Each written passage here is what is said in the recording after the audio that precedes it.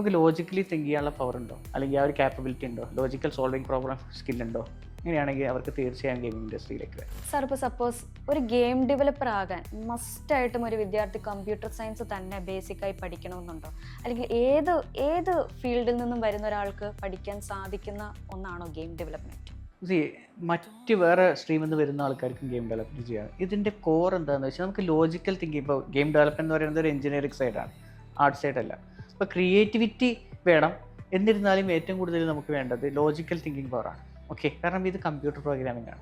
അപ്പോൾ ഇതേപോലെ കോംപ്ലിക്കേറ്റഡ് ആയിട്ട് ലോജിക്കലി തിങ്ക് ചെയ്യാൻ പറ്റുന്ന ആൾക്കാർക്ക് സുഖമായിട്ട്, അതായത് ഇപ്പോൾ ഇങ്ങനെ കമ്പ്യൂട്ടർ സയൻസ് ആവണമെന്നൊന്നുമില്ല, അങ്ങനെ ഒരു സ്ട്രീം ഇതൊന്നുമില്ല. ഇപ്പോൾ BCom പഠിച്ച ആൾക്കാരടക്കം ഗെയിം ഡെവലപ്പേഴ്സായ കഥകളുണ്ട്.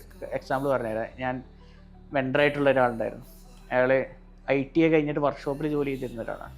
അവൻ ആ പാഷൻ്റെ പുറത്ത് ഇത് പഠിക്കാൻ വന്ന് അവനത് പഠിച്ചെടുത്ത് ഇപ്പോൾ നല്ല രീതിക്ക് ഓരോ സ്ഥലങ്ങളിൽ ഒരു സ്ഥലത്ത് വർക്ക് ചെയ്യുന്നതുകൊണ്ട് അവൻ സ്വന്തമായിട്ട് ഒരു ഗെയിം ഡെവലപ്പ് ചെയ്തിട്ട് പ്ലേ സ്റ്റോറിലിട്ട് അതിൽ നിന്ന് റവന്യൂ ജനറേറ്റ് ചെയ്യുന്ന ഒരാളാണ്. അപ്പോൾ സ്ട്രീം അല്ല ഇതിൽ കാര്യം. ഒരിക്കലും കമ്പ്യൂട്ടർ സയൻസ് ബാക്ക്ഗ്രൗണ്ട് ഉണ്ടാവണം എന്നുള്ളത് ഒരിക്കലും ഇല്ല.